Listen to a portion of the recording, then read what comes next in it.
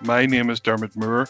I'm the Community Development Specialist in Early Years, and I'm delighted to launch our new governance training calendar designed specifically to support early years settings. Strong governance is essential in early years. It underpins safe, high quality provision, supports staff and volunteers, and ensures children and families receive the very best start. I'm Carolyn Squat and I'm the Governance and Sustainability Specialist. So, this programme, running from Easter until summer, offers practical, accessible sessions covering key topics such as committee roles and responsibilities, managing your finances, making good funding applications, recruitment and selection of staff, employment law, plus more.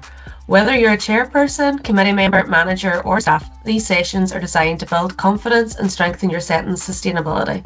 And I would also like to highlight two events that we're going to have. One with the Information Commissioner's Office on data management, and the second with NICFA on incorporation. Access to the training calendar is available for free to Pathway funded groups and to our early years members. If you're not yet a member, we would encourage you to join and to benefit from this programme. Alongside the wider support and guidance we provide, we look forward to welcoming you to the sessions.